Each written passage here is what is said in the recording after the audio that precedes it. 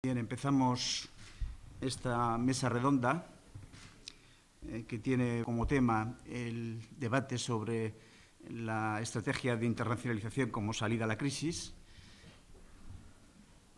Para ello contamos en la mesa con una representación de dos de los tres partidos que estaban invitados, que eran, por una parte, a mi izquierda está Euskal Herria Bildu y a la derecha Igor López de Munain, que es parlamentario vasco, parlamentario del Parlamento Vasco, y a mi derecha Mikel Aritaño Beña, que viene en representación del PNV y que es director de la Cámara de Comercio de Bilbao. En nombre de la organización agradecemos a los tres partidos presentes el que se hayan dignado en asistir a este acto, que yo creo que va a interesar en alto punto a las personas asistentes al curso.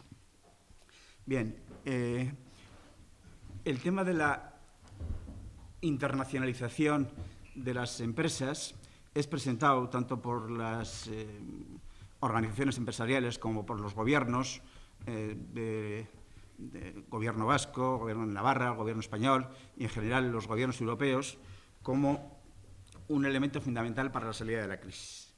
Para ello, lo que se requiere, se dice el discurso, es que es necesario mejorar la competitividad de las empresas como forma de ganar partes de mercado y de esta forma contribuir a que compensar los efectos en el crecimiento económico y en el empleo derivados de la crisis. Aunque ya antes el discurso de la competitividad no es nuevo, no solamente proviene de los años del 2008, de cuando se inicia la crisis económico-financiera, sino que ya es de antes, ¿no? Entonces, bien, en esta competitividad, este aumento de la competitividad de las empresas en la esfera internacional exigiría, de alguna forma, ajustar los costes, en particular los costes salariales, como elemento de competitividad, es decir, el elemento llamado de competitividad-precio. Ello estaría en la base de la justificación de la austeridad laboral, de la austeridad salarial. El presidente del Gobierno español, Mariano Rajoy, lo ha dicho en repetidas ocasiones, se ha vanagloriado de la contención de salarios que han tenido lugar en los últimos años, porque ello permitiría ganar partes de mercado. Lo ha dicho abiertamente, aquí no suele tener ese discurso tan claro, aquí los ministros dicen que, bueno, que no ha habido mucha pérdida de salarios, pero cuando viaja lo dice con todo orgullo y con toda claridad. A veces aquí también, pero en fin, en todo caso, cuando está en reuniones internacionales lo dice abiertamente. Es una forma de invitar a las empresas transnacionales a que inviertan en el Estado español, porque el Estado español ahora la mano de obra es cada vez más barata. Bien, este argumento de la competitividad y de internacionalización como elemento de la salida de la crisis no es pacífico, no es aceptado por todo el mundo. ¿Por qué? Pues porque, por ejemplo, cuando se insiste en que austeridad salarial ha contribuido al aumento de las exportaciones y al aumento de la balanza comercial, se omite lo que alguna gente pone de relieve, y es que ese aumento esa disminución de la del déficit de la balanza comercial se debe no tanto al aumento de las exportaciones, sino a la disminución de las importaciones como resultado de la caída de la demanda interna debido a la crisis y a la reducción de los salarios. Es decir, es esta pérdida de la demanda interna lo que reduce las importaciones y, por lo tanto, hace que el déficit comercial sea más reducido. En este sentido, la austeridad salarial, los efectos que tenía en la balanza comercial serían mucho menores, de menor impacto en el empleo, que los derivados de la caída de la demanda interna y con ello del empleo. Bien, por otra parte, además, se puede decir que la competitividad y aumento de las exportaciones tiene límites evidentes, porque cuando la economía internacional está en un momento de recesión abiertamente clara, lo que un país puede ganar es a expensas de otro. Es decir, es una especie de guerra contra todos, que, como dice un economista, Albert Recio, al que le cita en su magnífico libro Pedro Ramiro, que está estos días ahí en las afueras, Albert Recio dice que la competitividad se basa en una guerra contra todos, en lo que pierden, como siempre, es la tropa de a pie. Es decir, para aumentar la competitividad se exhorta a la gente a que limite sus demandas salariales, sus demandas de servicios públicos sociales, etcétera, etcétera, y, los efectos son claros. Es decir, entonces, un primer elemento que yo planteo a mis compañeros de mesa y a representante de ECUO es sobre este tema, sobre el tema de cuáles son el alcance que ellos encuentran o que ellos plantean a la internalización de las empresas como elemento de salida de la crisis y como elemento de aumento del empleo en el Estado español. Hay gente que ha dicho que el aumento de las exportaciones y supone un aumento del empleo también en nuestro país, digo, esto es ya en particular en relación con la Comunidad Vasca, y otra gente lo cuestiona, porque en realidad se pone de relieve que muchas de estas inversiones extranjeras se han debido a una política de ingeniería financiera basada en la reducción de salarios en el exterior. Es decir, que eso no es verdadera competitividad. La verdadera competitividad sería la capacidad de competir ofreciendo mejores condiciones de calidad de precio en el exterior y no de realizar inversiones en el extranjero y aprovecharse de las ventajas de menores salarios que en muchos casos, y ahora voy a la segunda parte, están asociados a condiciones represivas, a condiciones de restricciones drásticas de los derechos laborales y de los derechos humanos en general. Bien, segunda parte de las cuestiones que quiero plantear ya son más concretas y tienen que ver con la práctica de fomento de las empresas vascas en el exterior por parte de las instituciones vascas, tanto del Gobierno vasco como también de las diputaciones forales.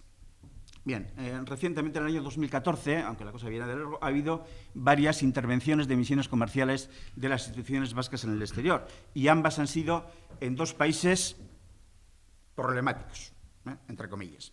Uno, México. Bien, podéis tener una magnífica información sobre las condiciones en que trabajan las empresas transnacionales de todo tipo y también las españolas en el reciente sentencia del tribunal que ha tenido lugar en México la semana pasada, en el cual ha estado presente nuestro compañero Juan Hernández y que la podéis acceder fácilmente en la red. Y si alguien tiene algún problema, que lo pregunte, le daremos la forma de acceso claramente. Bien. Bueno, además de esa sentencia, en las últimas semanas hemos asistido abiertamente a una apreciación clara del alcance de la política represiva del Gobierno mexicano, porque no es del Gobierno mexicano y de sus fuerzas llamadas de orden, del ejército, la policía, etcétera, que se ha puesto de relieve con el caso de los 43 estudiantes normalianos previsiblemente asesinados con la colaboración de instituciones locales,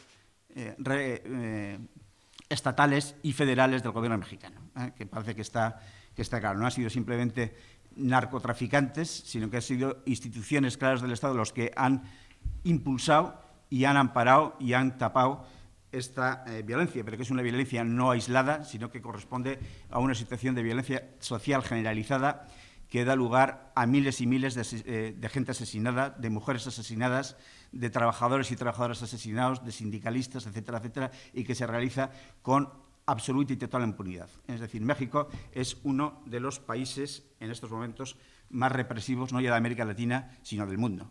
Hay otros también que se equiparan. Recientemente habéis podido ver el caso de Honduras, en el cual hay un análisis, un vídeo realizado por un periodista vasco, Jon Sistiaga.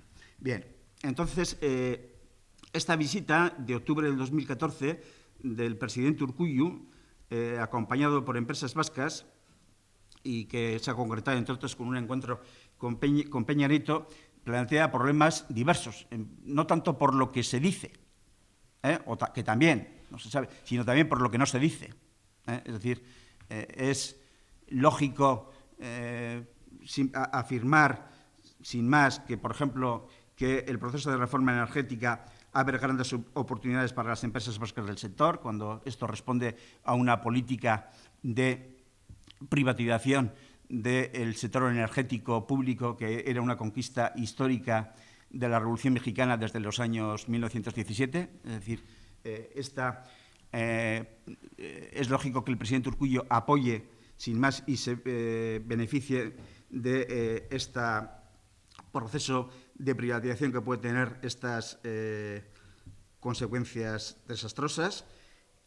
También cuando se habla de que México lleva adelante un ambicioso programa de reformas, expresión literal, para relanzar el crecimiento, se afirma o se plantea que es un país prioritario en la estrategia internacionalista internacional del Gobierno vasco, etcétera, etcétera. Bien, entonces, bueno, yo aquí planteo una pregunta, a ver si, teniendo en cuenta el clima y el contexto represivo brutal que se practica en México, si, bueno, esta política de apoyo a las empresas vascas para invertir en México no debe ir acompañado de, por lo menos, de algún tipo de exigencias de respeto a los derechos democráticos al gobierno mexicano y a las empresas que también se pueden beneficiar. Bien, ello no es la primera vez que ocurre, sino que también hace unos años, o hace pocos años, la Diputación de Vizcaya, con la Cámara de Comercio, con el apoyo del Departamento de Economía del Gobierno vasco, en relación con Colombia, en una misión comercial creo que del 2011, se planteaba que el país caribeño tiene uno de los niveles más elevados en seguridad jurídica para la inversión extranjera, lo que le convierte en uno de los destinos más atractivos para las empresas vascas. Volveré luego al concluir sobre este tema de la seguridad jurídica. Bien, también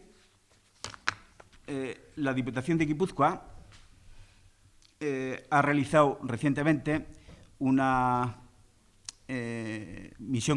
impulsado una misión comercial con pequeñas y medianas empresas de Guipúzcoa y ha tenido contactos con la Cámara de Comercio de Bogotá. Bien, Colombia rivaliza con México en el escaso respeto, el nulo respeto a los derechos democráticos y, en particular, a la represión antisindical. En Colombia, durante muchos años, el número de sindicalistas asesinados oscilaba en la cifra de 100 sindicalistas por año, en muchos casos con la colaboración o instigados por las empresas transnacionales.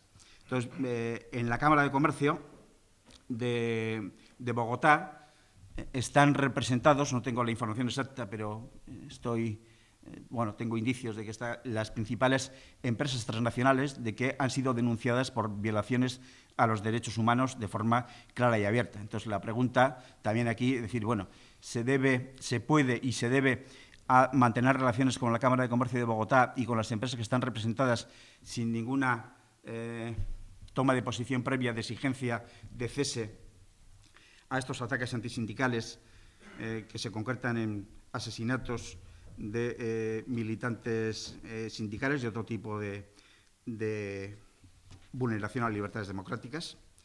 Bien, en resumen, y para ir acabando, en general yo preguntaría a los partidos presentes a ver si no consideran que la intervención o el desarrollo exterior de las empresas vascas no debe ir acompañada de una exigencia del respeto a los derechos fundamentales, en particular del derecho a la vida, del respeto y la aplicación, el compromiso de aplicación de los convenios y recomendaciones de la Organización Internacional del Trabajo, que constituyen un umbral mínimo en materia de libertad sindical, de respeto a la negociación colectiva, de no discriminación, etcétera, etcétera. Entonces, a ver si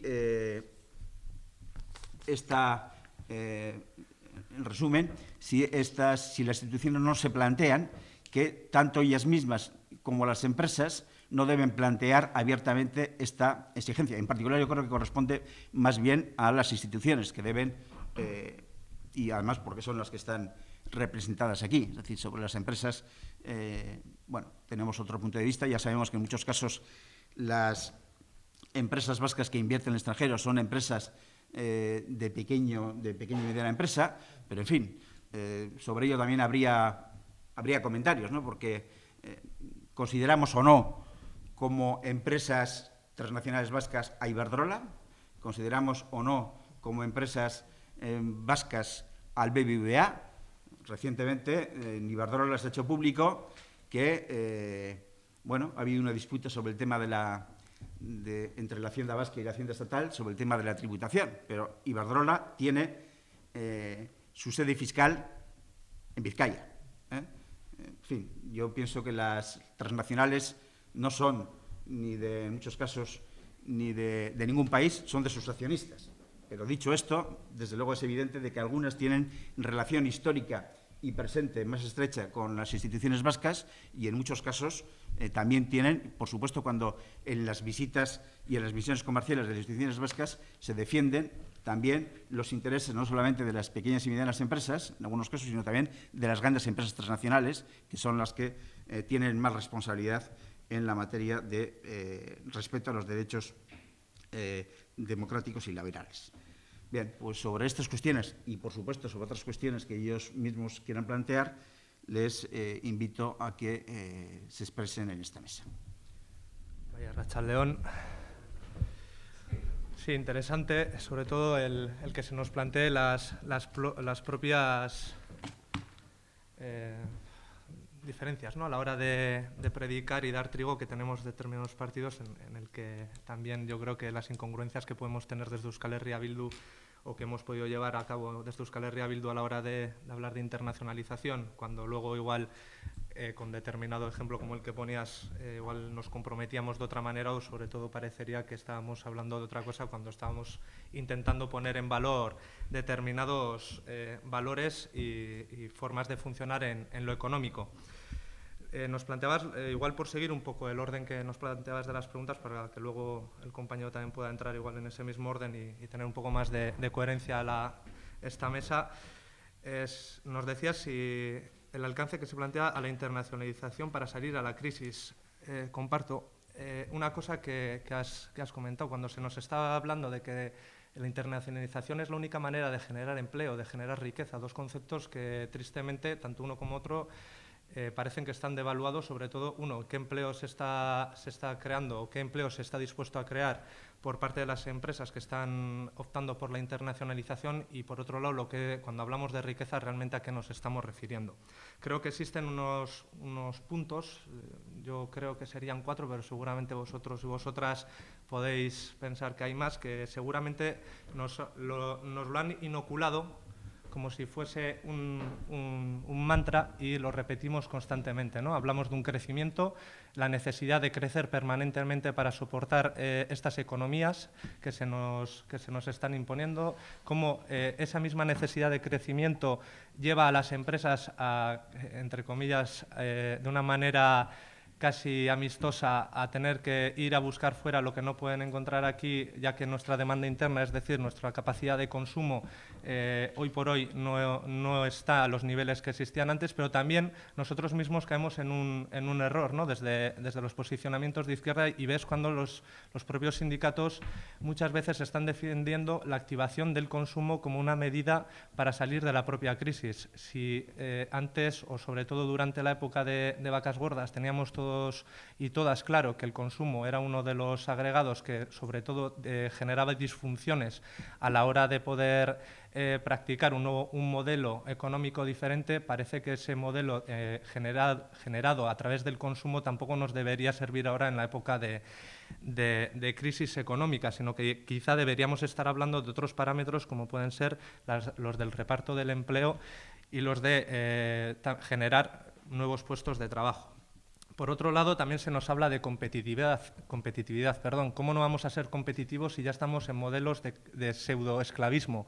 Lo raro es que no fuésemos más competitivos. El problema está, al menos como lo vemos nosotros y nosotras, en una razón. Es decir, cuando el precio del dinero a través de la entrada de multitud de millones y millones de euros generados a través de la deuda que nos van imponiendo y nos van generando tanto los bancos centrales como también las bancas comerciales, lo que se está produciendo es que el dinero es tan sumamente barato que ya no es un coste real para las empresas. El problema es que no acceden a ese crédito. Y no acceden a ese crédito por otra razón, porque nos hemos desmantelado de una herramienta que deberíamos haber utilizado y, sobre todo, haber guardado para también haber generado una capacidad de internacionalización quizá de otra manera, que sería la banca pública. En Europa también aquí en Euskal Herria lo que estamos haciendo es eliminar esa capacidad financiera que teníamos para generar sobre todo una alternativa, una capacidad financiera que pudiese ayudar tanto a las familias como a las empresas.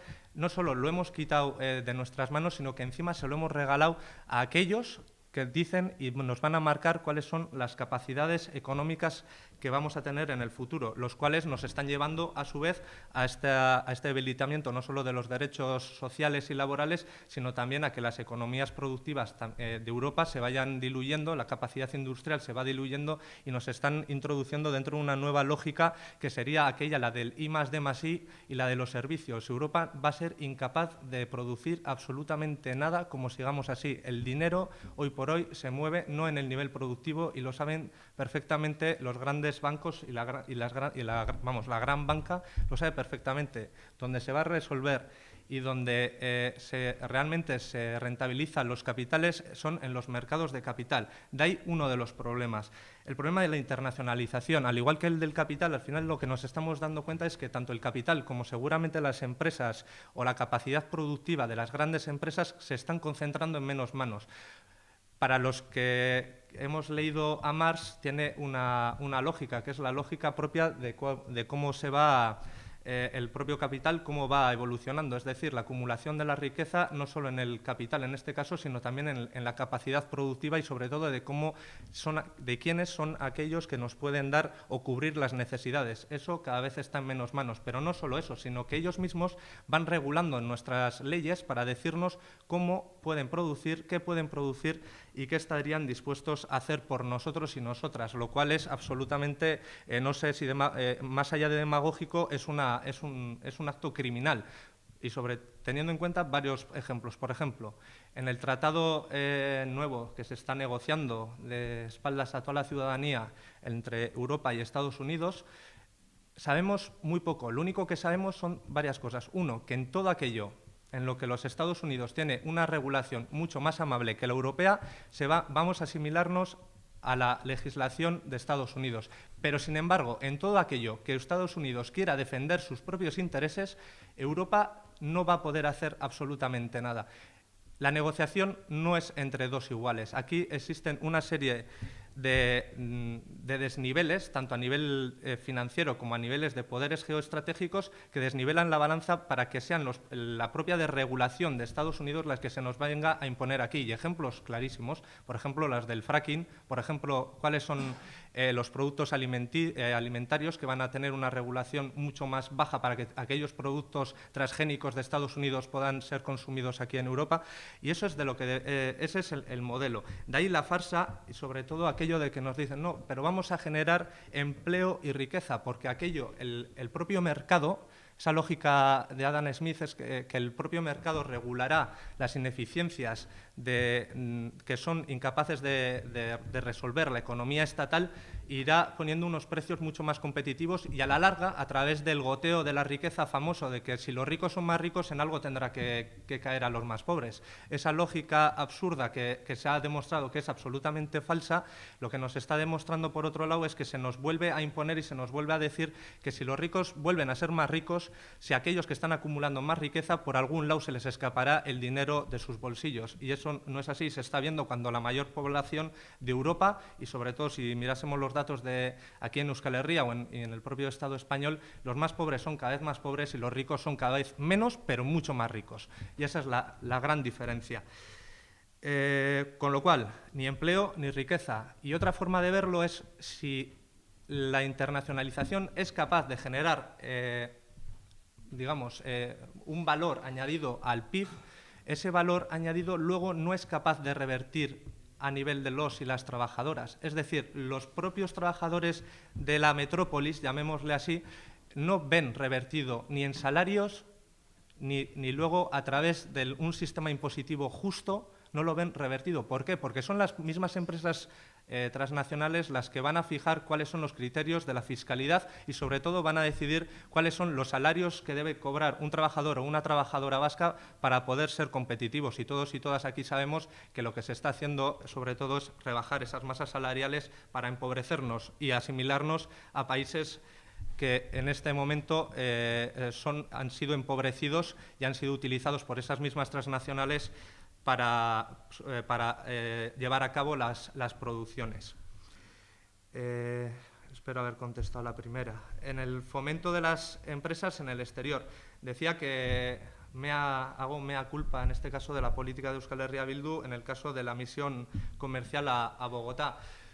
Son cuatro años de legislatura, seguramente habremos hecho algunas cosas bien y otras, pues simplemente en algunos casos, por lo menos, por cómo se ha ido trabajando durante 30 años en esa institución, pues nos hemos visto obligados a seguir e intentar ir cambiando poco a poco las cosas. Seguramente si nos mantuviésemos otros 4 años, o por lo menos mantuviésemos y hegemonizásemos a nivel social lo que pueda ser Guipúzcoa, le daríamos la vuelta. No quito para nada la responsabilidad de los actos que se hayan hecho. Sí que diré también, y eso habría que ponerlo en valor, por un lado, la importancia que se le está dando al trabajo frente a la internacionalización, frente a la salida de las empresas a buscar nuevos mercados. Desde Euskal Herria Bildu, lo que hemos estado trabajando en Guipúzcoa, sobre todo, es el desarrollo local. Así existen formas de trabajo en el que hay grupos de trabajo constituidos entre industriales, comerciantes, personas que se dedican al turismo, y apostamos por un desarrollo local y una reindustrialización de nuestras zonas frente a la desindustrialización y a la deslocalización de las empresas. Por otro lado, seguimos intentando que dentro de los contratos con las administraciones públicas haya cláusulas sociales, pero lo que más duro es que cuando directamente la Diputación de Guipúzcoa obliga a que las empresas que vayan a entrar a concurso público acepten una serie de cláusulas sociales, sea la Autoridad Vasca de la Competencia la que tumba esas cláusulas y nos dicen a todos, claro, no se pueden admitir porque van en contra de la libre competencia y del libre mercado. ¿Y quién impone esas normas? No las impone ni el Gobierno vasco, ni las impone el Estado español, ni las impone nada. Las imponen las empresas transnacionales a través de los tratados internacionales que hemos ido firmando o que ha ido firmando el Estado español y que ahora nos impiden hacer o poner en los contratos públicos cláusulas sociales. Pero es que, además, por ejemplo, si tuviésemos la oportunidad de dar prioridad a cooperativas sociales o a las empresas sociales a la hora de optar a concesiones, a contratos con la administración pública, tampoco podríamos hacerlo. Porque esos tratados internacionales nos vuelven a obligar a que no se puede priorizar ningún tipo de empresa frente a otra. Pero claro, ¿quiénes pueden optar una vez que ha sido un servicio privatizado o una vez que ha sido un servicio externalizado a gestionar dichos servicios públicos? Los únicos que pueden optar son las grandes empresas. Y esas empresas como FCC, etcétera, etcétera, son las que se acaban llevando, en muchos casos, todos los contratos públicos, todas las concesiones públicas. Uno, porque son capaces de tirar los precios, cosa que también es absolutamente ilegal dentro de o debería serlo, dentro de las normas de este capitalismo que nos han impuesto, pero que no se cumple con estas empresas. Pero es que también, por otro lado, impiden a las administraciones públicas, aunque se quiera, dar pasos en contra, salvo que seamos capaces de generar mayorías sociales que permitan salirnos de esos tratados absolutamente injustos. También diré que desde Guipúzcoa ahora mismo se están priorizando lo que son las relaciones económicas y mercantiles con países como Ecuador, países como Bolivia, Venezuela y Uruguay. que si bien seguramente para muchos no es un modelo de ruptura total con el sistema y tampoco son sociedades que, digamos, son paraísos socialistas, seguramente sí podríamos decir que por lo menos la pirámide social la están invirtiendo, es decir, poniendo por encima los intereses de la clase trabajadora por encima de los intereses de esas élites que les han llevado a las clases populares a vivir durante décadas y siglos en la más extrema de las pobrezas. Esas relaciones comerciales son las que se han abierto durante estos 4 años, serán las que se seguirán trabajando. Y esa es, mi respuesta a la segunda de las preguntas. Acción exterior de las empresas vascas, cláusulas. Sí, he traído en el monográfico de industria que hicimos en el Parlamento Vasco, una de las enmiendas que realizábamos era que las medidas de fomento a la internacionalización de las empresas tendrán por objeto abrir vías de relación justa y afianzar los derechos de los pueblos y de los trabajadores. Esta iniciativa o esta enmienda que presentamos en el Parlamento fue votada por todo el resto de los grupos en contra. Que si estamos a favor, evidentemente, pero también diré una cosa. Yo creo que cuando un representante público, una administración pública, y en esto también, si hay que criticar, criticaré a cómo se ha hecho en Guipúzcoa, deberían no solo ir de la mano de empresarios o de los lobbies vascos que quieren ir a determinados países a instalar sus empresas y a robarles también sus propios medios de producción y a robarles también sus medios de vida, sino que también, y aprovecharnos también de su salario y del empobrecimiento que se ha generado durante décadas de imperialismo económico, sino que también deberíamos ir acompañados seguramente de sindicatos, deberíamos ir acompañados y acompañadas del movimiento social y deberíamos ir acompañados de todos aquellos que por lo menos piden y exigen que otro tipo de relaciones económicas también se deben realizar y sobre todo que las bases económicas de relaciones entre los pueblos no deben ser únicamente en relación al beneficio que unos empresarios puedan ir obteniendo debido a la explotación que van a llevar contra la clase trabajadora de ese lugar o de ese país y a través del expolio de las materias primas y del expolio comercial que realizan. Esas personas deberían integrar también esas delegaciones comerciales y esas cláusulas deberían estar inscritas en ellas. Eso no me cabe ninguna duda y así lo hemos solicitado. Otra cosa es que ninguno de los grupos pensó que debía de ser buena idea. Y bueno, pues para empezar. Es que has cumplido rigurosamente con el tiempo. Miquel. Perdón, ¿por qué tú? Bien, Gabón.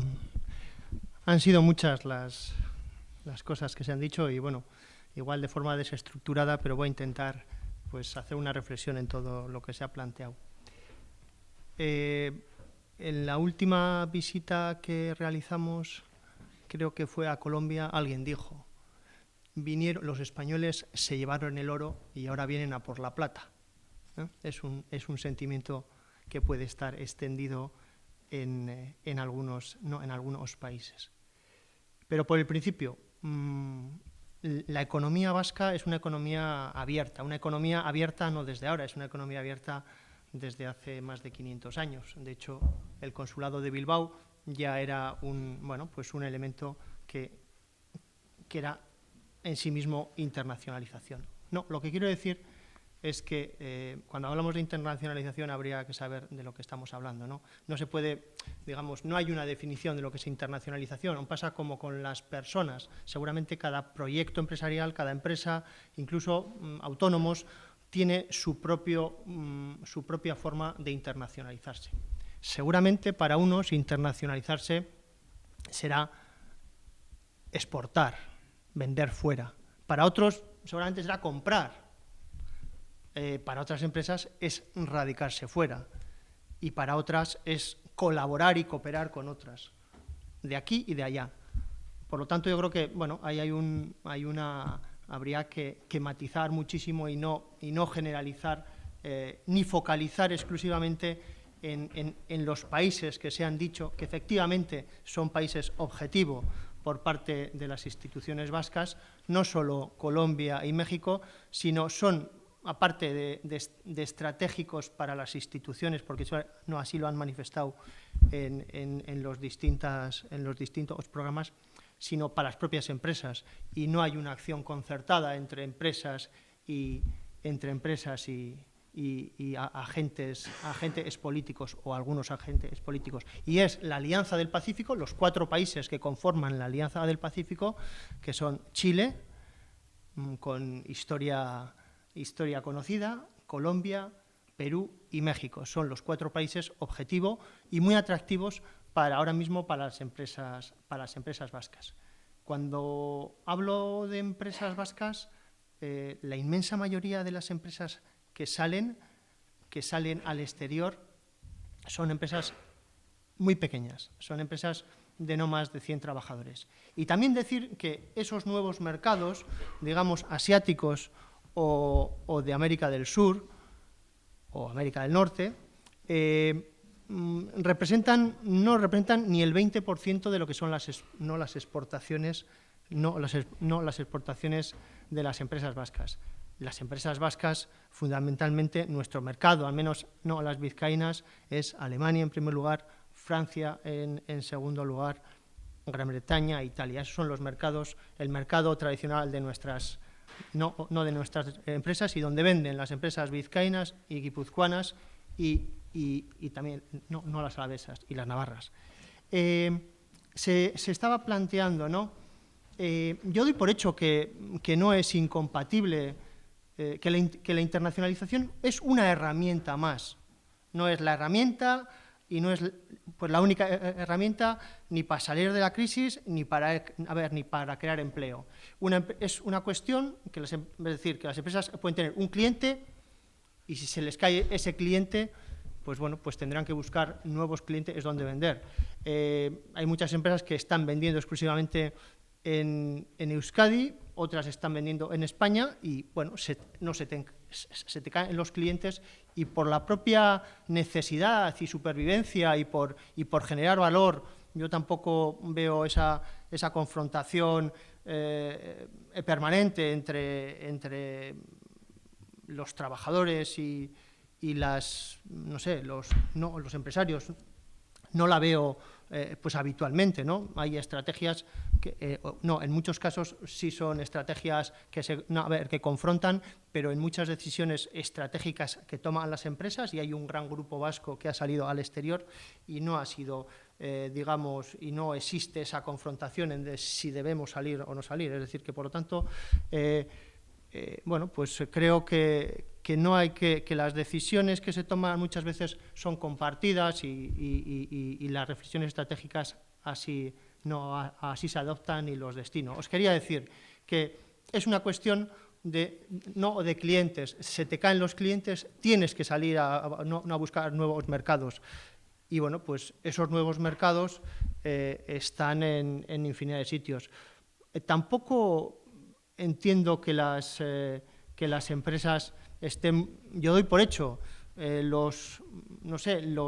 cuestiones, iba a decir, prepolíticas, es decir, no confronto internacionalización con restricción de derechos, ni aquí, ni en destino. Allí donde han salido las empresas aquellos lugares pues que hemos visitado, yo no voy a decir que hayan mejorado porque hayan ido las empresas vascas, pero desde luego se puede decir que sí, y México, en la zona de Querétaro, es una de las zonas en que las condiciones de los trabajadores han mejorado muchísimo. Incluso hay ejemplos de las cooperativas vascas que están implantadas allí, es decir, que son ejemplos que se están adoptando. No creo que se pueda hablar internacionalización pues contraria a la restricción de derechos o allí o aquí, ¿no? Las acciones, ¿no? Es decir, la internacionalización es una herramienta y la internacionalización empresarial es otro ámbito, como puede ser la internacionalización institucional. Es otro ámbito en el cual se ayuda a las empresas con los distintos convenios que existen con los gobiernos, tanto el gobierno autónomo como los gobiernos forales, bueno, pues con los distintos agentes que se mueven en el territorio, en este caso las cámaras de comercio, que salen al exterior. Y bueno, pues los destinos, pues decir que la misión de Colombia fue posterior a una feria muy interesante, la Feria de La Habana, en la cual hubo más de 50 empresas vascas exponiendo. Y, bueno, es decir, que aquellos destinos no los eligen tanto las instituciones, sino los eligen los mercados, los eligen las propias empresas, allí donde creen que pueden, pues, vender y que pueden buscar alianzas y pueden generar riqueza para la organización. Y yo creo que plantear esa, bueno, pues ya lo he dicho, ¿no?, esa confrontación permanente en algún caso puede existir, pero no es una confrontación permanente que existe en todas las empresas.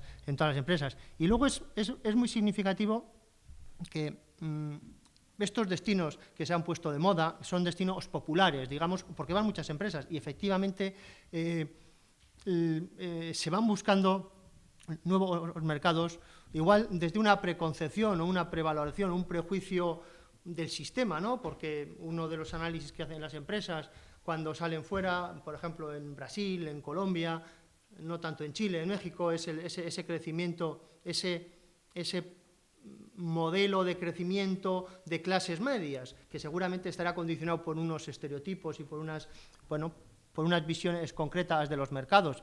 Pero bueno, yo creo que van buscando eso y buscando oportunidades. Eso en sí yo creo que no es malo. Y respondiendo a lo que se decía, yo no conozco casos en los cuales las empresas hayan pasado ninguna barrera de derechos. Al contrario, yo creo que están, educando es mucho decir y no es la labor de las empresas, van buscando otros objetivos pero creo que aquellos destinos, y se pueden contrastar, que son los efectos, son más beneficiosos que perjudiciales. Y luego, bueno, ahí están los ejemplos. Hay empresas que están internacionalizadas y que les ha ido mal, otras que no lo están, que les ha ido muy bien, que es una herramienta más. Y como herramienta, pues yo creo que todos los recursos públicos, en este caso, que se puedan poner para apoyar la internacionalización, una internacionalización, yo diría, ética y basada en derechos humanos y compartidos, yo creo que es lo que están pidiendo las empresas. Y si las empresas generan beneficios, riqueza, pues lo generan para la organización y para el territorio. Yo, por lo tanto, no veo que sea el beneficio vaya en una dirección y sea en base o a costa de los trabajadores. En algún caso lo pudiera ser, pero es absolutamente denunciable aquí o en Uruguay o en Perú. Decir que hay tres programas importantes que existen en el país para ayudar a las empresas a salir, al margen de las ayudas no directas que puedan existir, tanto para radicación o localización. No hay ayudas directas en base a un programa que tiene el Gobierno, el Departamento de Promoción, el Departamento de Competitividad y Desarrollo Económico con las cámaras, y otro el que tienen las diputaciones, en este caso la Diputación Foral de Guipúzcoa con la Cámara de Guipúzcoa, de Áraba con la de Áraba, y la Diputación de Vizcaya con la Cámara de Bilbao, que ayudan a las pequeñas empresas. Pero bueno, esa reflexión estratégica que hay que hacer para salir fuera, bueno, pues la tienen que hacer, no puede ser reactiva, no puede ser salir porque se me cae el mercado, tiene que ser, bueno, pues una reflexión hecha dentro de la organización. Cuanto más gente participe, pues mucho mejor, si se comparten los objetivos perfectamente, pero bueno, eso no significa que no haya disfunciones, pero bueno, no veo la internacionalización ni como la varita mágica que resuelva los problemas que tenemos aquí, pero tampoco como un elemento que distorsione allí donde se va, ¿no? Y yo creo que los requisitos éticos y de respeto hacia las comunidades donde se llega y a las percepciones que pueden tener esas comunidades con su entorno, yo creo que, al menos en los casos que yo conozco, que han sido bastantes, porque hay muchísimas empresas que están saliendo, todas pequeñas, en Vizcaya más de 250 las que están saliendo en las misiones, yo creo que nadie se cuestiona ni se plantea, es decir, igual no se han dado cuenta, no han caído en la cuenta de que eso es así, ¿no? De que están transigiendo, están perjudicando no derechos de terceros, pero bueno, no la forma que las comunidades los ven y los aceptan, pues son bastante interesantes, ¿no? Bien, eskerrik asko. Ahora va a tomar la palabra Aitor Urresti, ¿no? Sí. Como tengo 5 minutos, avisarme el tiempo. Bueno, para empezar, muchas gracias a la organización por habernos hecho este huequito, aunque sea pequeño. Sí que nos gusta exponer un poco cuál es nuestra perspectiva, y la verdad es que nuestra perspectiva es casi un órdago grande.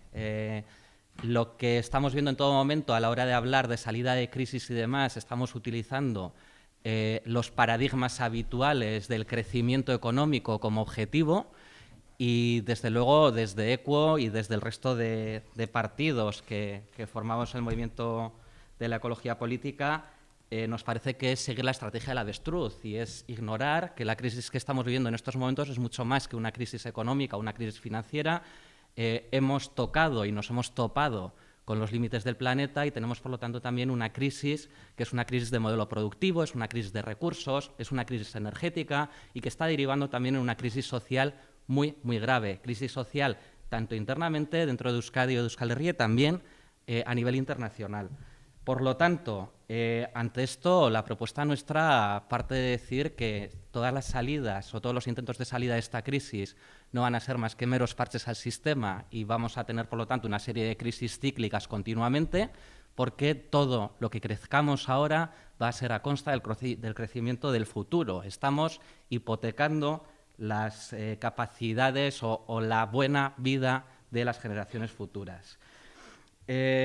Por todo eso, nuestra propuesta, aparte del hecho de decir claramente que esta quimera del crecimiento sostenible no existe, es algo falso, y ya llevamos años en los que periódicamente, hacia mitad de año, entramos en déficit ecológico del planeta, y, pues, de nuevo, lo que estaba diciendo antes, no estamos hipotecando el futuro de las personas.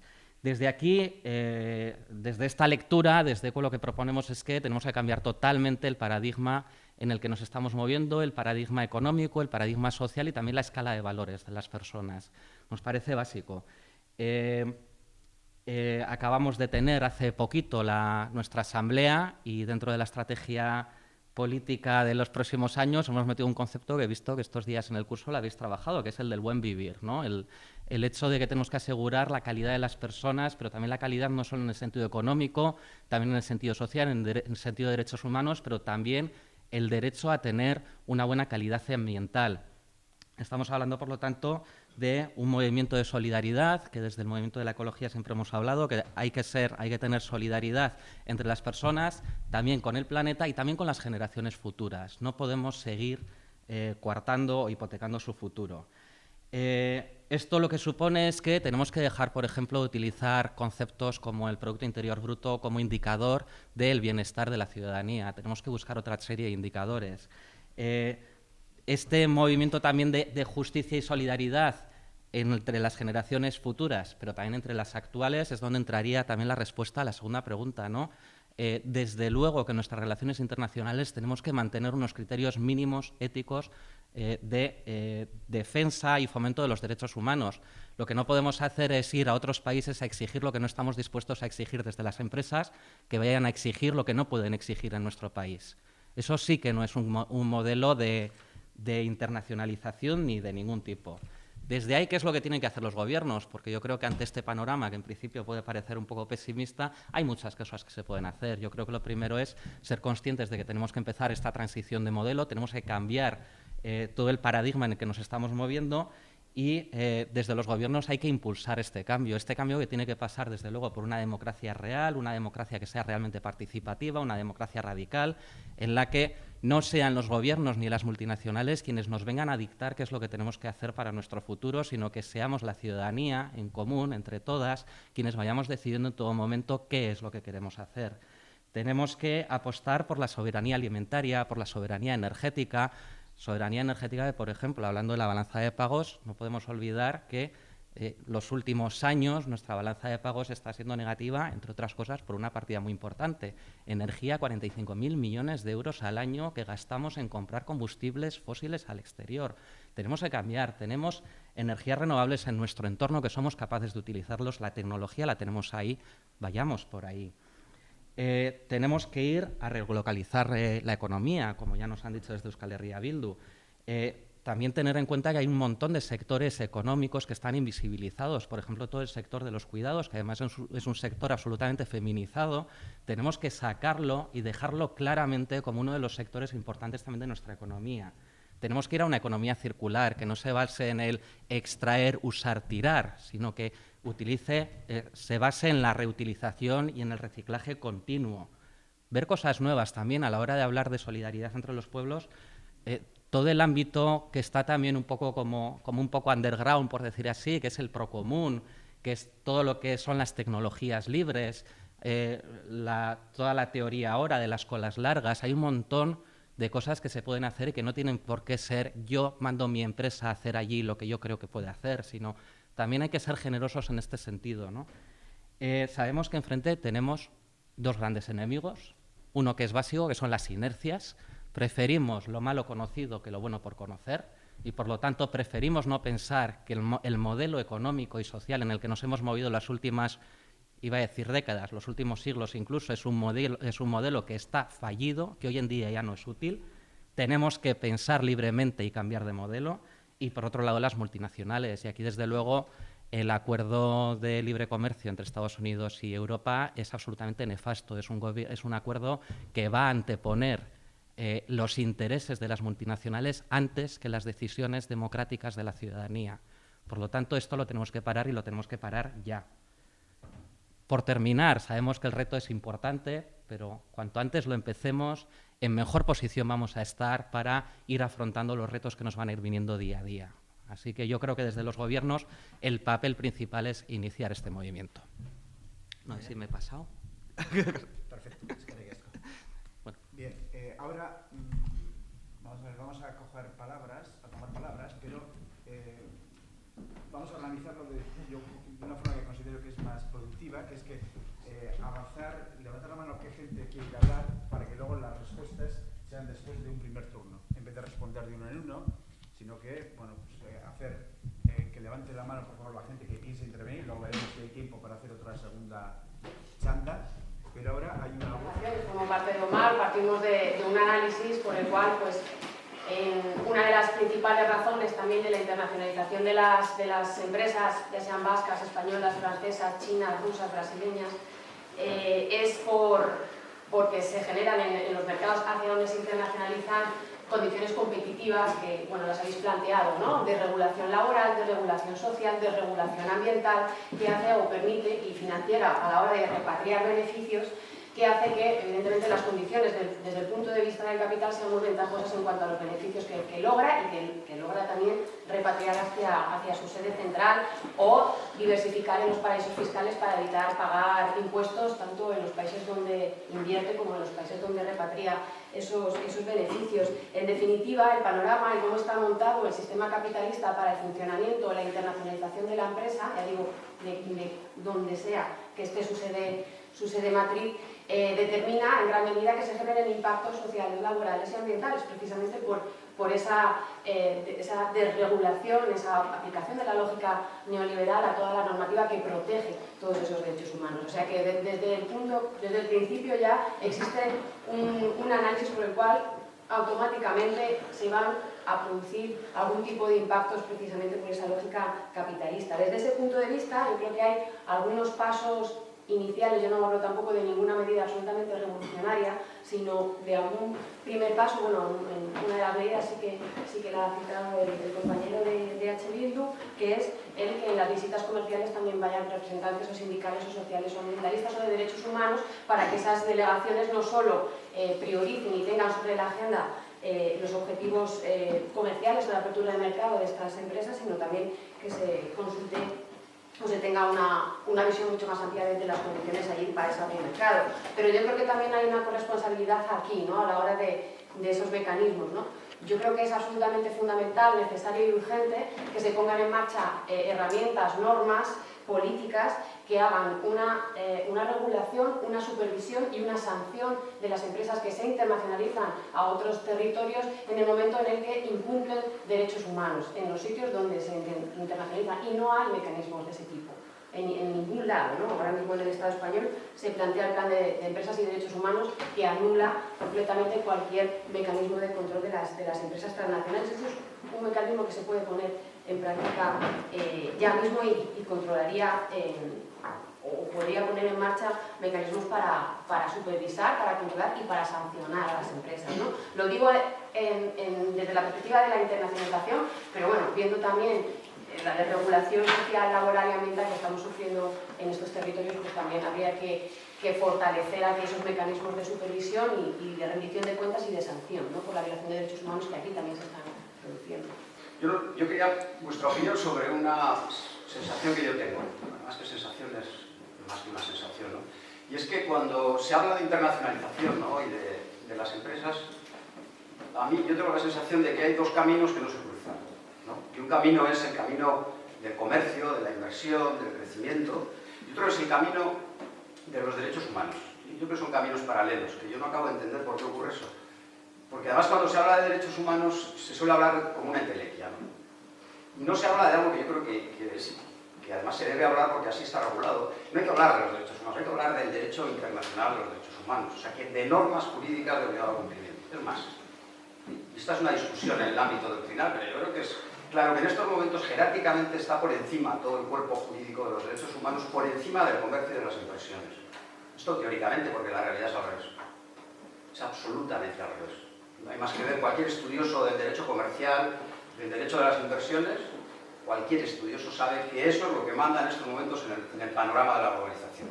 Tratados de libre comercio, tratados de inversiones, seguridad jurídica, tribunales arbitrales. O sea, ese es un cuerpo jurídico, vamos, de una fortaleza espectacular. Y sin embargo, el derecho internacional de los derechos humanos está vaciado. Pero vaciado por relaciones de poder, porque técnicamente está por encima. Y ahí hay un vacío.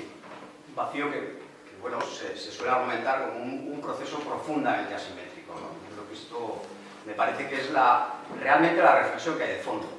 Y mientras esto no se solucione, da la sensación de que cuando se habla de internacionalización de las empresas, se habla de un territorio que lo hacen bien, pero por arte de magia. O sea, la internacionalización, yo comparto que es un instrumento más, pero mi pregunta es, ¿por qué no se le somete a un procedimiento claro de respeto a los derechos humanos y, por lo tanto, al derecho internacional de los derechos humanos? Esto no ocurre.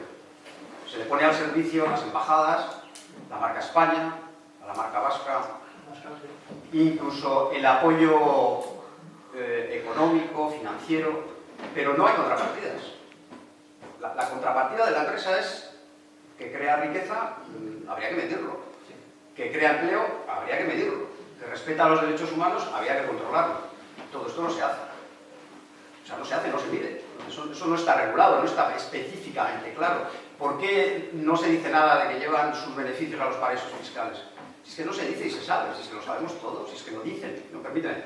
Y por lo tanto hay esa asimetría. Vamos, resumiendo, yo la pregunta que os quería decir, o cómo lo veis vosotros, o vuestra valoración es, o sea, en concreto, algún elemento jurídico, válido, imperativo y claro, ¿no?, que pueden ser las delegaciones, como decía Erika, o Igor también lo ha dicho, que se pudiera incorporar, ¿no?, a la internacionalización. Como muy bien ha dicho, hay planes del gobierno vasco, son interesantes, pero están ausentes de esta línea. Yo no lo entiendo por qué. O sea, ¿por qué está ausente cuando además es de obligado cumplimiento? Y Por tanto, yo creo que este es un problema que tiene el sistema de la globalización actual, que o se soluciona o lo que está ocurriendo con cosas que están pasando, ¿no? Queda muy al aire el tema de la creación y respeto a los derechos humanos. ¿Alguien más que no ha intervenido hasta ahora? Bien, pues entonces vosotros tenéis la palabra. Sí. Bueno, pues sí, en relación a lo que comentaba Erika, creo que te llamas, ¿no?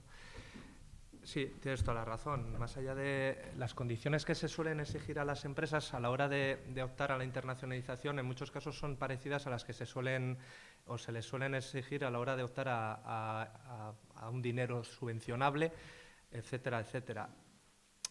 Hay la diferencia es evidente, ¿no? Cuando, por ejemplo, hoy por hoy yo soy de Gasteiz y tenemos encima de la mesa todo el tema del fraude con el tema de las AES, etcétera, etcétera. Y ese tipo de debate tan peligroso, ¿no? Ese debate no se hace con las empresas. Pero es que a las empresas no se les...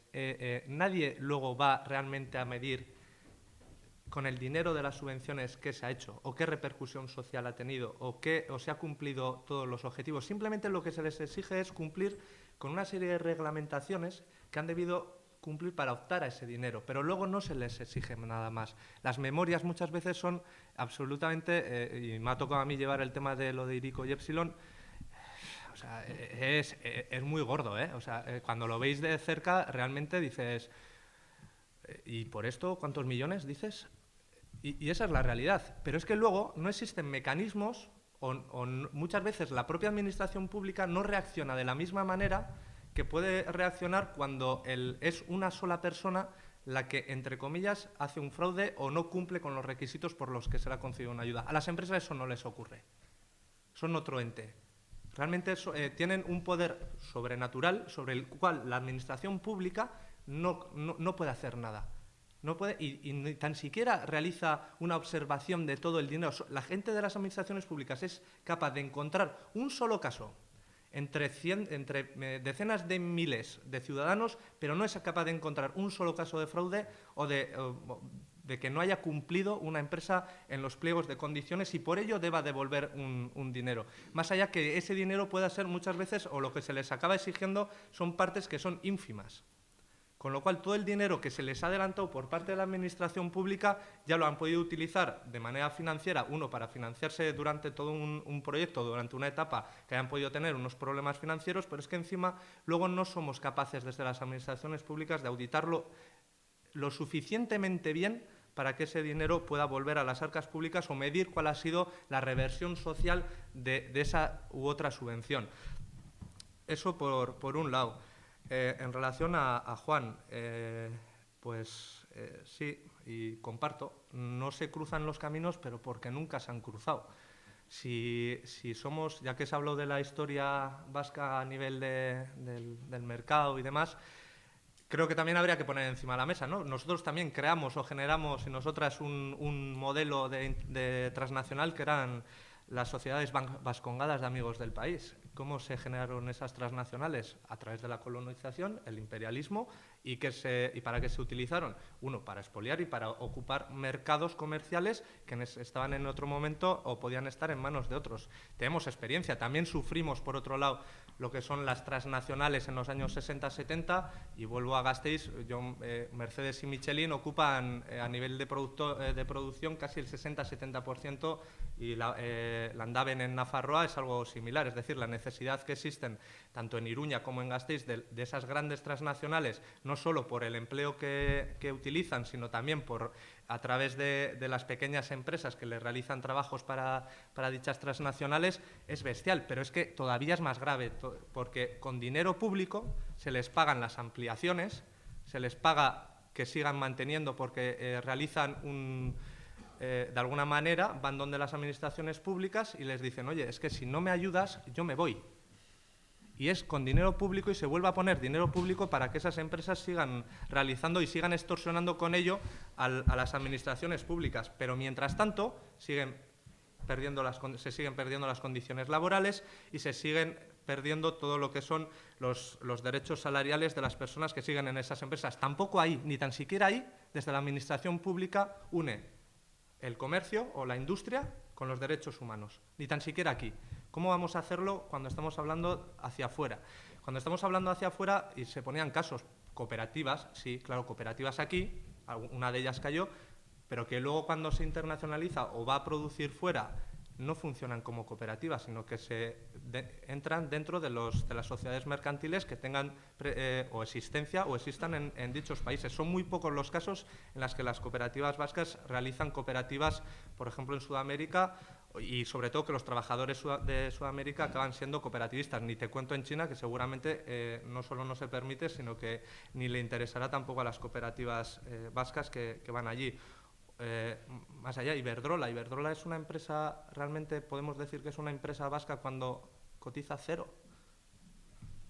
No sé, su actividad real de cómo deviene esa riqueza que está generada o de otras empresas que ahora son transnacionales, pero en su época fueron empresas públicas, y cómo se crea toda una estructura pública para darle una empresa, a los pocos años se privatizan por 4 duros y todas las riquezas, todos los contratos que mantenían y que tenían y todos los servicios que ya estaban puestos y todas las estructuras son utilizados ahora por los 4 dueños que se hicieron con esas empresas públicas. Es que esto es claro, es lo que le da el cuerpo a este debate. Y por otro lado, cuando se dice, no, las empresas no creo que infrinjan los derechos humanos. Hombre, el ejemplo perfecto, y yo participo en algunas charlas también en relación a eso, era Chevron. ¿Pero metes una vasca que hay alguna denuncia? ¿Sí? Hombre, el problema es que normalmente... No, el problema es que seguramente... La mayoría de las empresas vascas que salen, de las 500 que han viajado, son empresas que tienen poquísimos trabajadores, poquísimos recursos. Estamos hablando, no, da la sensación de que aquí el gran esfuerzo de internacionalización lo están haciendo la administración, y eso es falso, absolutamente falso. Es ridículo el esfuerzo lo hace cada una de las empresas. Es decir, es absolutamente falso. Es decir, que te paguen un plan de internacionalización, hacer unos folletos y que te puedan dar 3.000 euros, una empresa no se internacionaliza, no sale al exterior. No sé, las empresas que salen, el gran cuerpo, no estoy hablando ni de Iberdrola, ni... es que del tejido real, antes había un recurso cameral, es decir, ya como crítica a las administraciones, antes había unos recursos parafiscales o ingresos parafiscales que servían no para la internacionalización de las empresas. Eso ya no existe.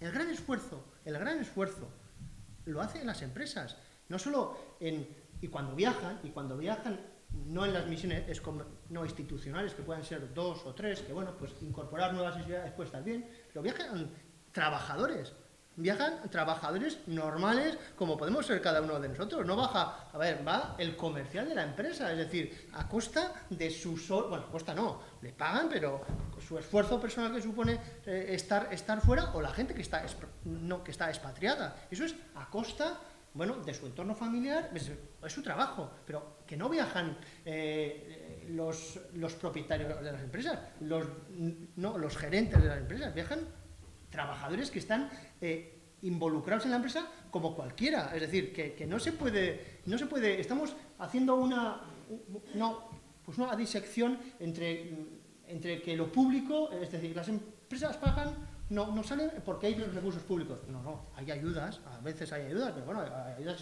que son mínimas.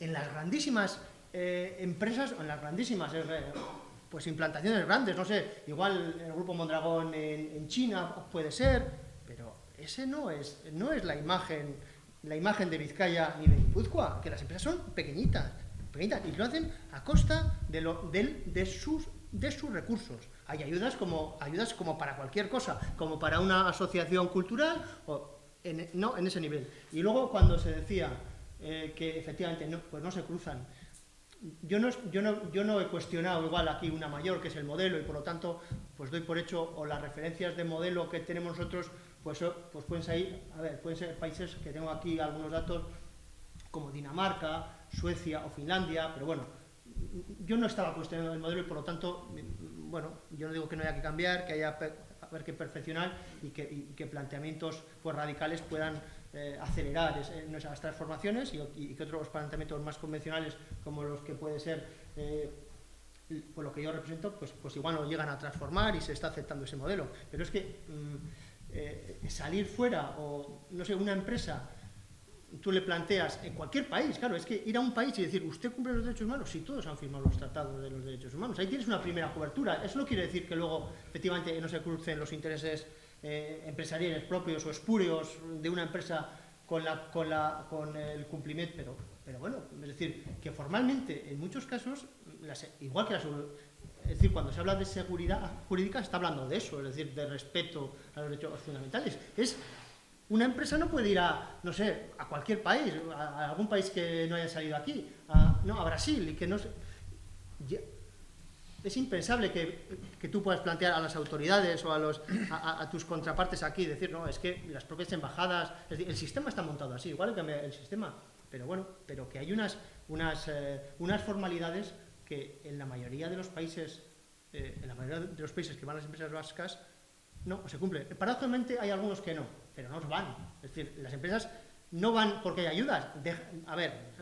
Las empresas dejan de ir porque son atractivos. ¿Por qué no van a Corea del Norte? Pues porque no hay mercado, porque no es atractivo. ¿Por qué ninguna empresa pequeña o muy poquitas empresas quieren ir a Cuba sí, pero a Venezuela no? Por la inseguridad jurídica.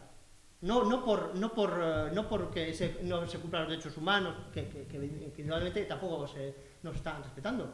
Igual en Cuba tampoco, pero es atractivo esos mercados. Solo quería contestarle por la razón, yo creo, Juan, que es la figura jurídica que existe para las empresas y las personas físicas es totalmente diferente. Yo no podría ir a un país y asesinar a 5 sindicalistas, yo. Ahora, si voy como empresa, seguramente tendré los medios para poder hacerlo, y no solo eso, la repercusión o las responsabilidades que tienen sobre mis propios actos. Las empresas, al ser sociedades mercantiles, es decir, una figura jurídica, no tienen una responsabilidad similar a lo que tienen las personas. Y eso es así, es decir, cuando tú hablas de las empresas van, las empresas no van, la empresa no es algo físico, es una entidad jurídica que es una... Hombre, no sé, yo no veo que lleven un edificio, te quiero decir. O sea, no voy yo. Dime un caso de una empresa vasca, de una denuncia de no cumplimiento de derechos humanos, que haya matado a 5 o a 6. Hombre, Zara y H&M tampoco lo tenían hasta que se les empieza a meter. Yo estoy hablando de empresas que salen con aquí, es decir... Una cosa que sea vivo el debate está bien, pero vamos a intentar acabar. Espera un momento, de forma un poco más ordenada, un segundo. Y luego veremos. ¿Acabas? Sí, ya acabo. Yo creo que lo que estabais comentando es el espejo o la imagen real de cómo está montando el mundo. O sea, el objetivo de la economía y de la política no es fomentar los derechos humanos, sino que es fomentar el beneficio económico y el crecimiento económico. Y eso es lo que se ve en todos los planes de desarrollo que se están realizando últimamente a todos los niveles mundiales. Si hablamos de políticas internacionales, lo tenemos muy claro cuando vemos la rapidez con la que ciertos gobiernos han bendecido el TTIP y los remolones que andan cuando hablamos de los derechos del milenio, o sea, los objetivos del milenio, o hablamos de toda la parte del protocolo post-Kioto, la cumbre del COP21 que viene ahora en primavera en París. Vemos que hay cosas que son claramente, están dentro de la agenda y son prioridades, y otras que no. Entonces, hasta que no seamos conscientes de que hay que cambiar el objetivo y no buscar el beneficio como único fin, sino buscar el bienestar de la sociedad, vamos a seguir teniendo este tipo de problemas. Y va a ir el comercio por un lado y los derechos humanos por otro, y dejarán de ser derechos y empezarán a ser complementos, que es lo que están siendo ahora mismo. Si me permiten, con todo el respeto y el aprecio a todos los compañeros que han participado, una discusión muy importante, y yo me permitiría contribuir con puntos de vista que de pronto a ustedes les permiten tener una perspectiva diferente, ¿no? que de pronto da lugar a ciertas convergencias. Ustedes tal vez no se den cuenta, pero el País Vasco tiene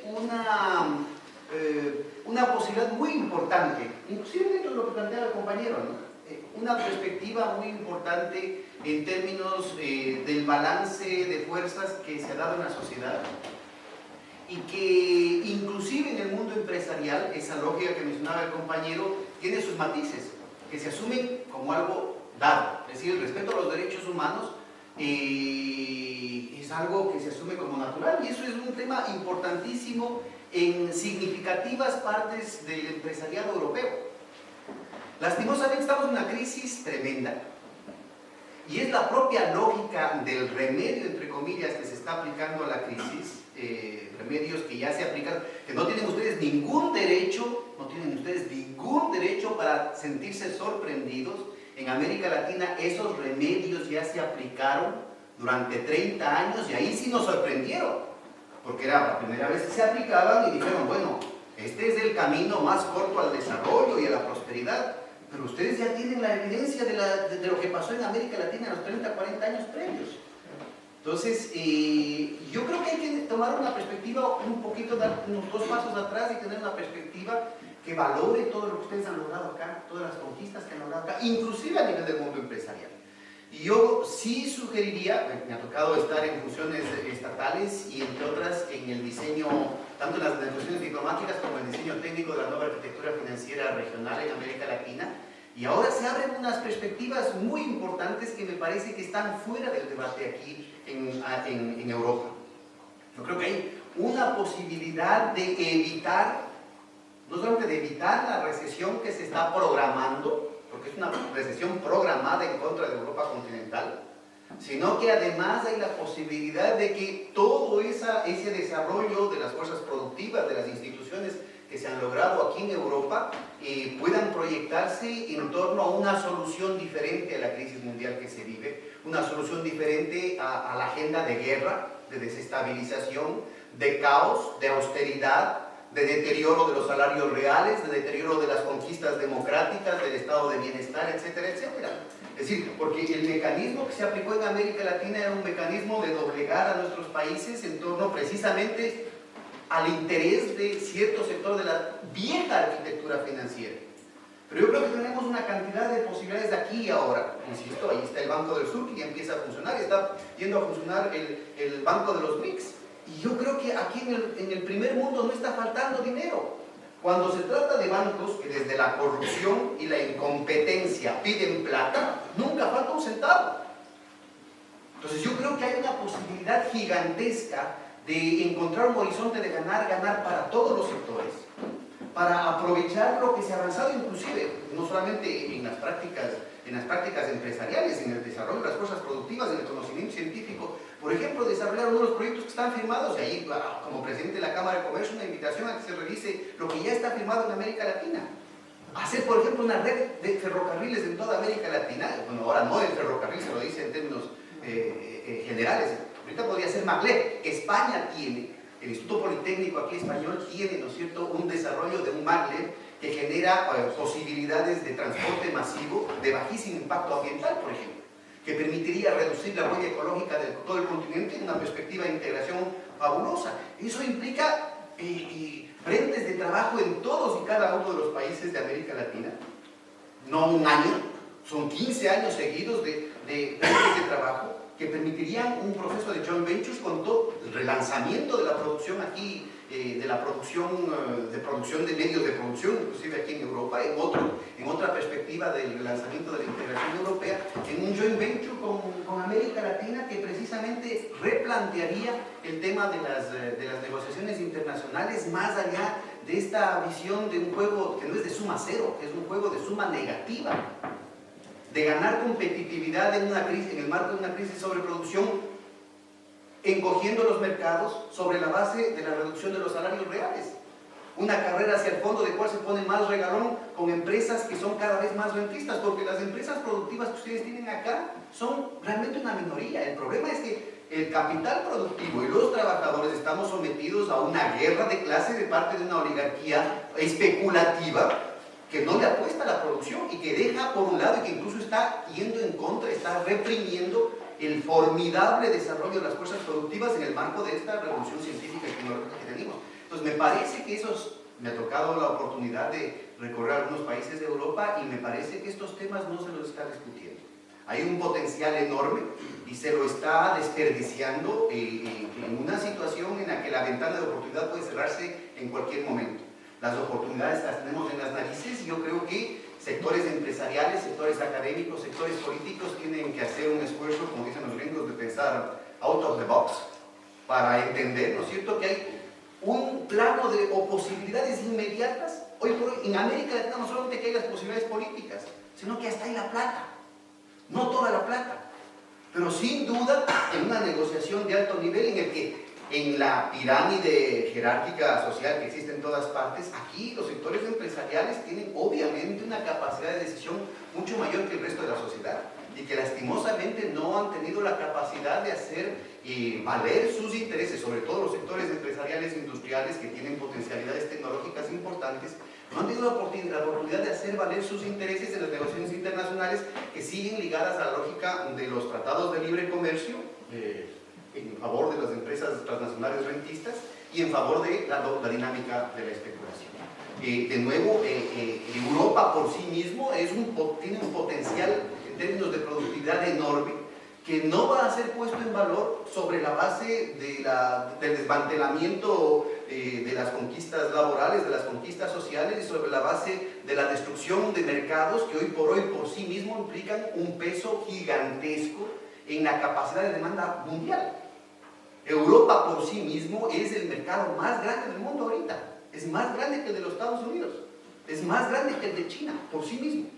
Y lo que están generando es una situación, una espiral, ¿no es cierto?, deflacionaria, depresiva, que está destruyendo empresas, está destruyendo plazas de trabajo y lo que es más grave, está deteriorando de manera muy acelerada la correlación de fuerzas a nivel mundial en favor de una agenda que, insisto, encuentra en la guerra, en los préstamos de la guerra, en los préstamos rentistas y predatorios basados en la misma dinámica de deudas externas, ¿no es cierto?, que ya se aplicó en América Latina, África, inclusive el sudeste asiático, una posibilidad tremendamente rentable y con implicaciones de degradación civilizatoria de muy largo alcance.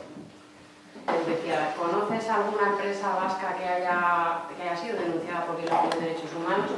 Pues hasta hace bien poco una pequeña empresa no vasca, esta sí gallega, que se llama Hidralia Energía, se la ha denunciado por unos fuertes y graves violaciones de derechos humanos y estaría implicada incluso en el asesinato de opositores a un proyecto de construcción de una presa hidroeléctrica. Y no es una gran empresa, ¿no? Además no es probablemente de los que más las tenga aquí como en la perspectiva de análisis y seguimiento, pero es una pequeña empresa que, bueno, pues ha estado involucrada en este tipo de denuncias de violación de derechos humanos.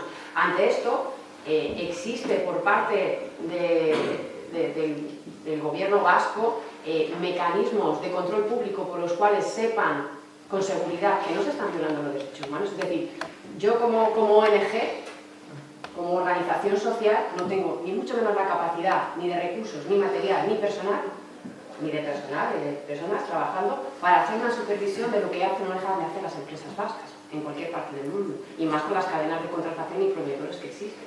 Se pierde totalmente la pista de lo que está haciendo y lo que no está haciendo esa empresa. ¿Existen controles públicos allá donde va la empresa vasca para verificar que efectivamente se cumplen los derechos humanos? O sea, devolvamos también la pregunta, ¿no? Yo voy a plantear alguna cosa que lo quería haber dicho antes y por acabar no lo he dicho. ¿Y por qué estos países de Ecuador, Bolivia y Venezuela eran de poca seguridad jurídica? Bueno, después seguro que ahora hubiera incluido Argentina tras el episodio de Repsol, de la nacionalización de Repsol. Yo creo que el informe es anterior a la exposición. ¿Por qué?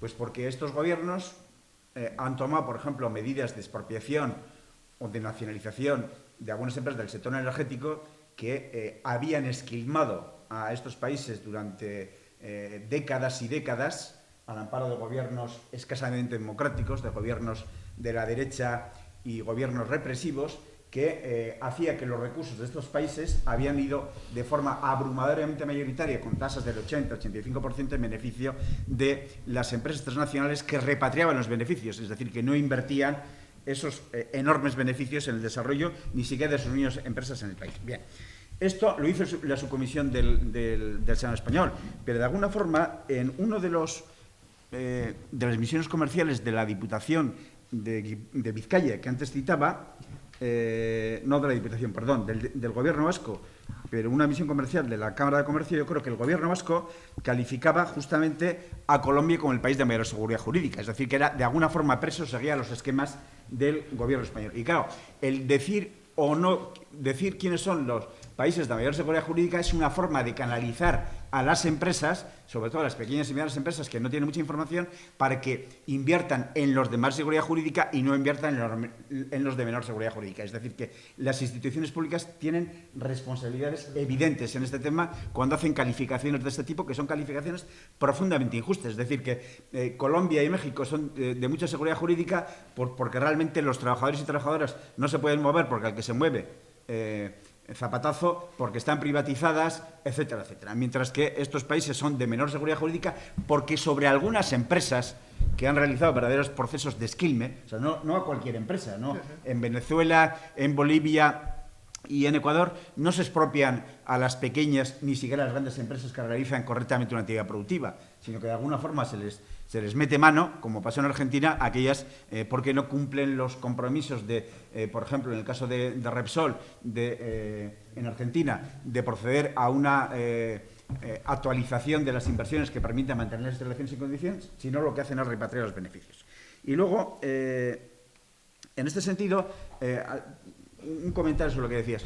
Las empresas se benefician, es decir, ¿qué impacto tiene la internacional? Voy a poner un ejemplo de una de las visitadas, además, por el presidente, por el lehendakari Urkullu.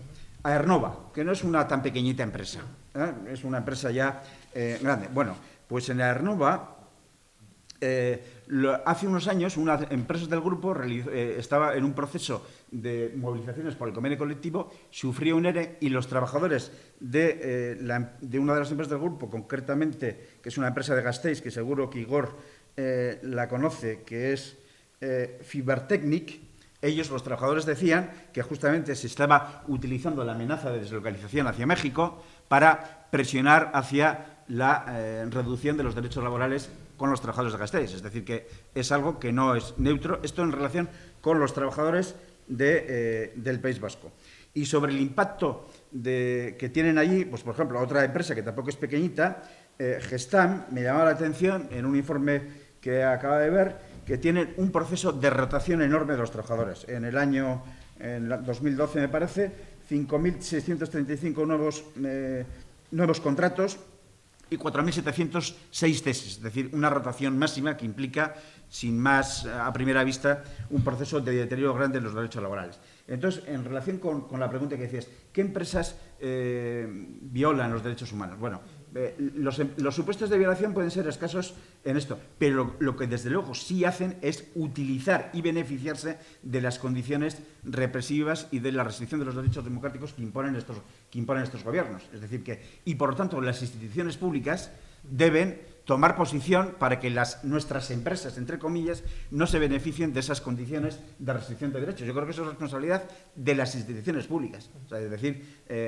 no es aceptable que las empresas vascas hagan beneficios en México, en Colombia, etcétera, porque los trabajadores y trabajadoras no tienen derechos.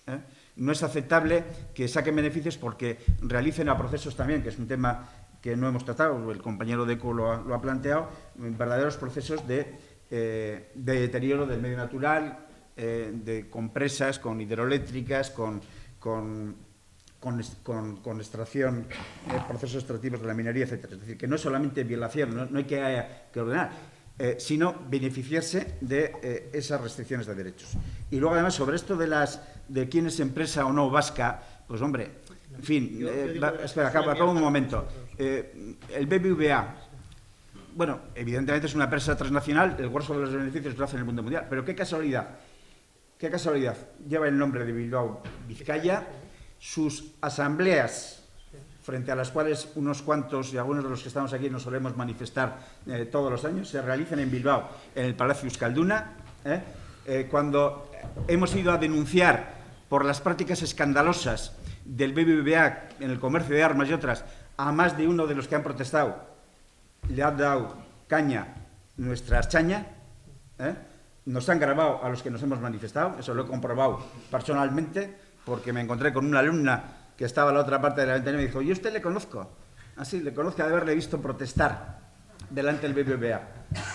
Bien, entonces, bueno, yo creo que de alguna forma las instituciones vascas tienen una cierta responsabilidad con estas empresas que tienen su sede social aunque no tributen. Es decir, que evidentemente, yo estoy con Igor, que sacamos poco, la población vasca saca pocos beneficios del BBVA y de Iberdrola, pero tiene su sede social aquí. El señor Sánchez Galán fue declarado por el fallecido alcalde de Azcuna bilbaíno universal, presidente de Iberdrola. Nada más. Por la cámara, cónsul de Bilbao. Bueno. Digo, para no.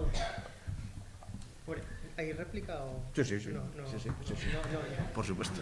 No, a ver, no, yo no digo que no se cometan, es decir, que todo lo que se haga esté bien, ni mucho menos, pero no creo que sea la norma, las irregularidades o quebrantos que puedan cometer algunas empresas. A mí sí me gustaría, es decir, en el plano, no sé, teórico está muy bien hablar, pero si me decís, yo estoy convencido que el crecimiento económico es absolutamente necesario. Es absolutamente necesario.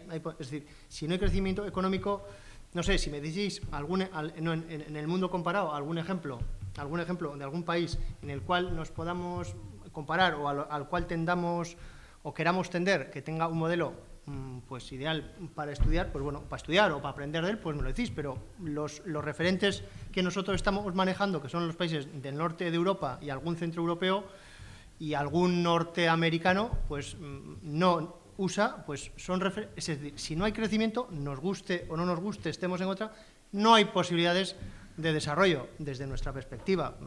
Vamos a chocar.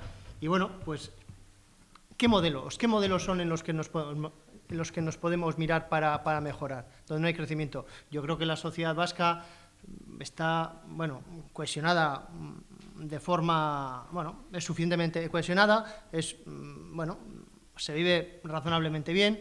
Bueno, eso hay que gestionarlo y bueno, pues son referentes que tenemos que tener, nos toman como modelo, pero bueno, que hay que superarlo, que hay imperfecciones absolutas, pero no, en el mundo que está prácticamente todo inventado, ¿cuáles son los referentes?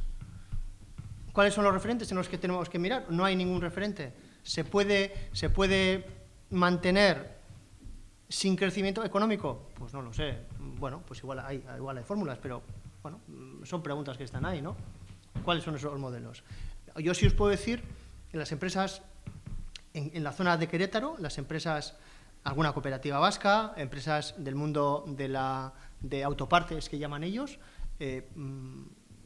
creo que estaban, bueno, pues eso, desde esa óptica, como se quiera llamar, están generando que las condiciones salariales, que no son las únicas, pero salariales de todos los trabajadores de la zona, estén incrementando muchísimo. Y desde luego hay una problemática que tienen las empresas vascas en esa zona, ligada a la autopartes, de encontrar técnicos, porque les forman y bueno, y se les van enseguida por la competencia. Están siguiendo a sus clientes, es decir, las grandes empresas, pues, a ver, las muchas empresas de autopartes de Vizcaya y matricerías que están yendo porque sus clientes se están yendo allí y le están exigiendo. Si quieres que te dé aquí un contrato, pues me tienes que montar allí. Bueno, pues esas son, son realidades que igual no son las óptimas, pero que bueno, bueno, pues que están ahí, ¿no? Es decir, una cosa es el mundo ideal y otra es lo real. Lo real, lo que pasa y lo que tienes que hacer para poder mantener tu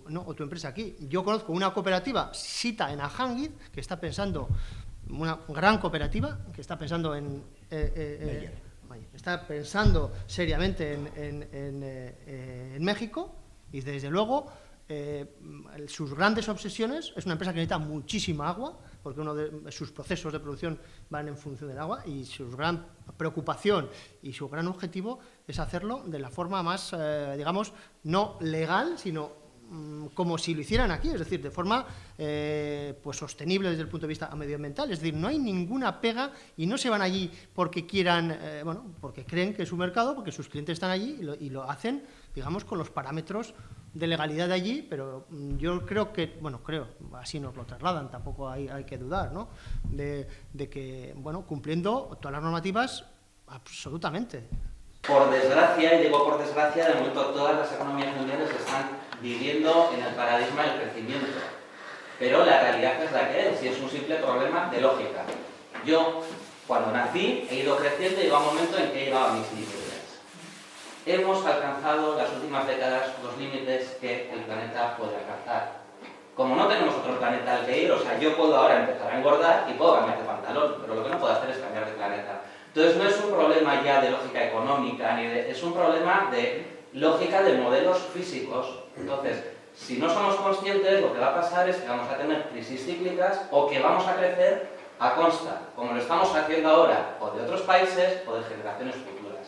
Entonces, cuanto más tardemos en darnos cuenta de este problema, mayor va a ser el problema en el que estamos. Punto. Pero evidentemente ya me gustaría poderte darte un ejemplo de aquí se está haciendo. Ya veremos. ¿Alguna cosa más? Yo voy a hablar. Vale, pues damos por finalizar este acto. Es que el casco en hoy es